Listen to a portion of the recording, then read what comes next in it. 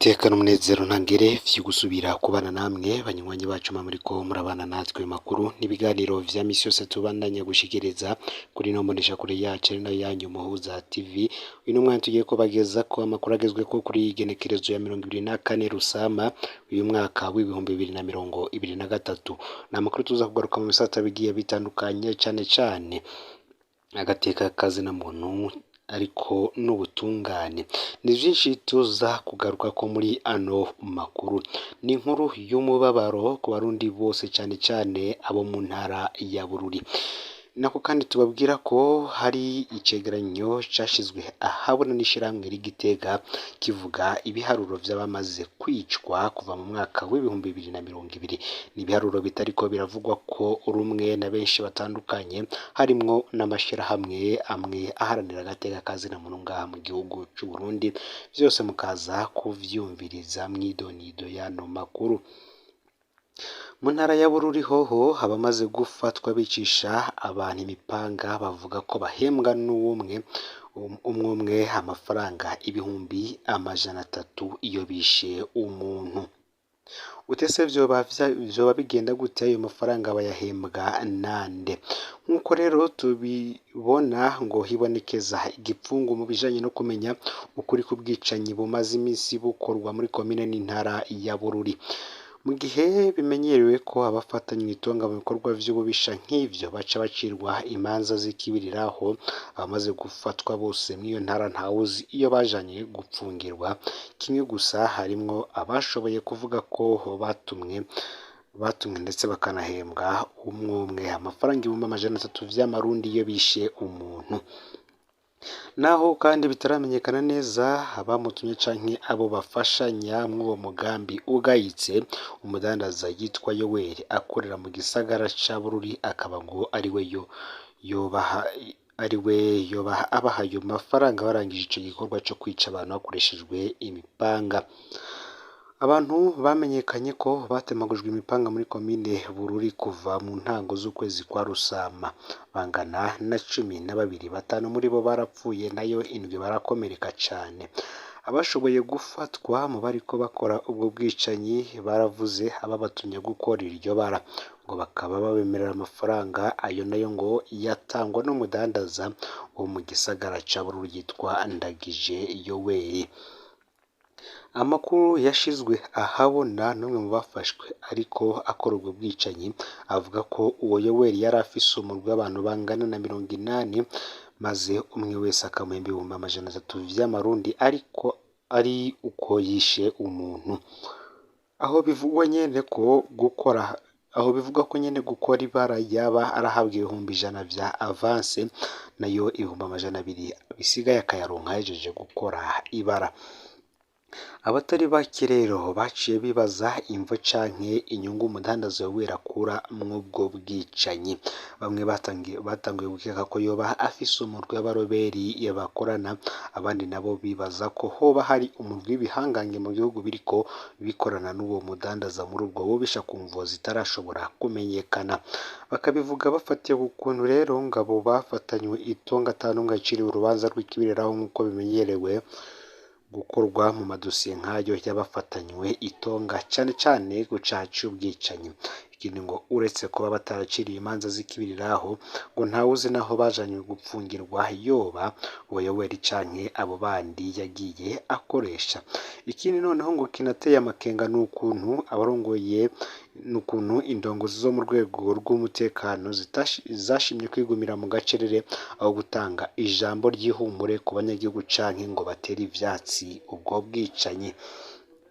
Bikavugwa ko Yoweri niba adafise umurwi w'ibihangange bakorana bishaka kubuza abanyagihugu umutekano yo bafise umurwi w'abaroberi bakorana, kuko ngo gutanga amafaranga 300 ari uko bishe umuntu ufise abakozi barenga 80 ngo bigaragara ko hari ikindi kiba cinyegeje inyuma y'ico gikorwa kigayitse uyu muntu aba ariko arakora.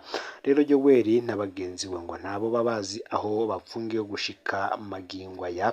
Gusa ano makuru turabandanye tuyarondera ko umuco uko tuza kuyaronka natwe turaza guhita tuyabashikiriza. Tukiri ngaha rero ku gateka kazina muntu, ishiramwe ry'Igiteka rivuga ko abarundi barenga 800 ngo baba barishwe kuva mu mwaka w'ibihumbi 2020. Ishirahamwe ry'Igiteka riharanira agateka kazina muntu rivuga ko kuva mu mwaka w'ibihumbi 2020 hishwe abantu hafi 1,800 mu Burundi. Mu cegeranyo caryo ryemeza kandi ko abagera kuri 330 bahohotewe bogera baranyuruzwa, ariko leta irabihakana co kimwe n'amashirahamwe akorera hagati mu gihugu.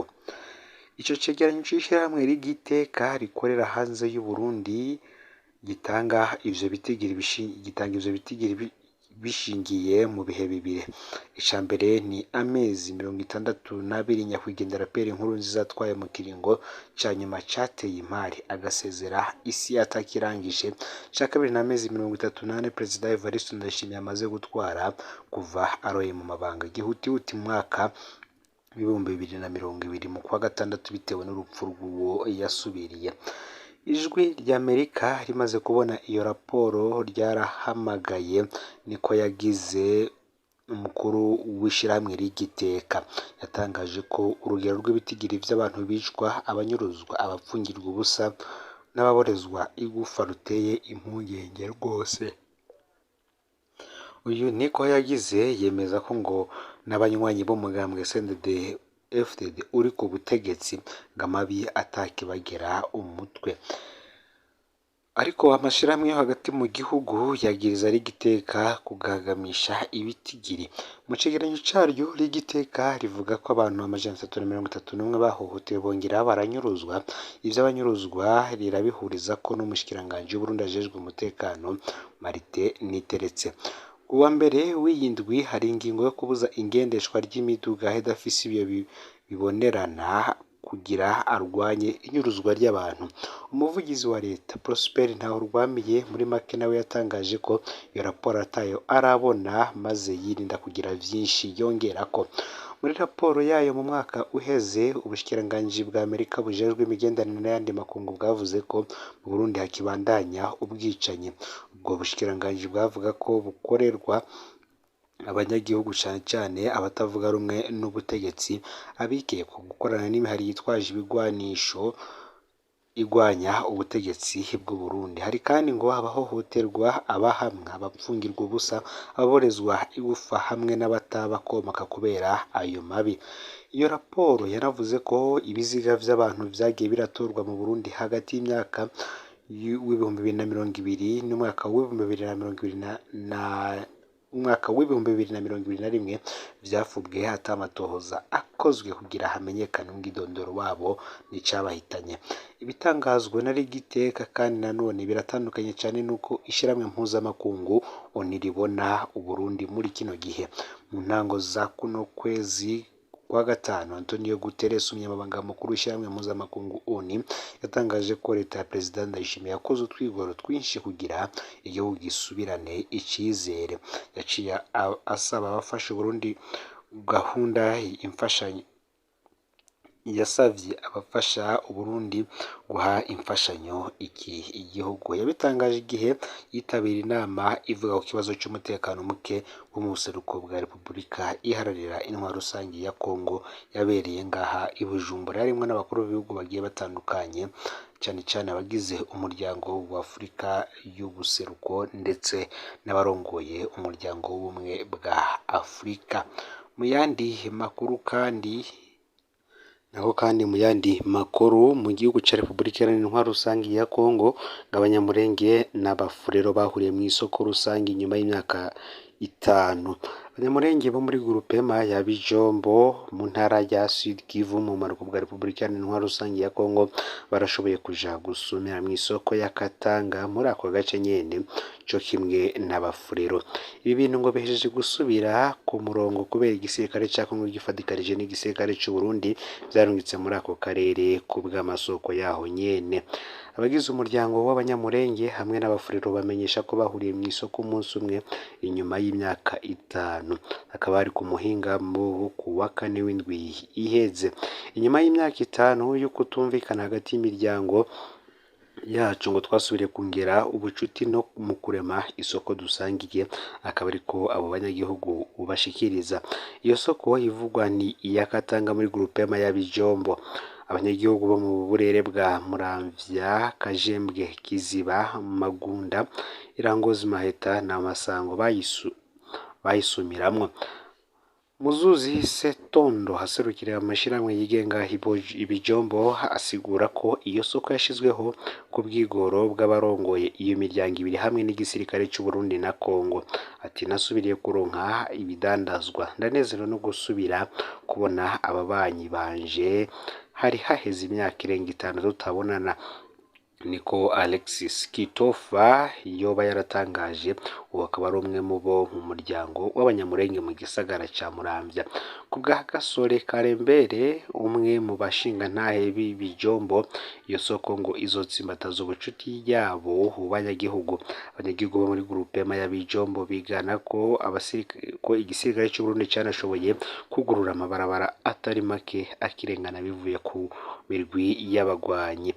Uburundi bukaba bufise amabata ya 3 mu buseruko bwa Kongo, 2 ziri mu ntara ya Sud Kivu, iya 3 ikaba iri mu ntara ya Nord Kivu. Muri Sud Kivu ihana urubibe n'u Burundi, ibatayo ikorera yo kubera umwumvikano hagati y'u Burundi na Repubulika iharanira intwaro rusangi ya Kongo. Nawe ukengurukire rero we tubanye muri ano makuru aragizwe ko muri kano kanya, fyonda subscribe canke sabone kuri wowe utari wafyonda ko kugira ngo toja ucikanwa n'amakuru n'ibiganiro tubandanya gushikiriza uri mu bambere. Sangiza n'amakuru kandi bagenzawe aho ba uri hose kugira ngo batoje bacikanwa nabiriko biravugwa bizwe ko ngaha mu gihugu cy'u Burundi, hanze imbere y'igihugu cy'u Burundi ndetse no makungu ya kure. Numuza TV muhezagirwe.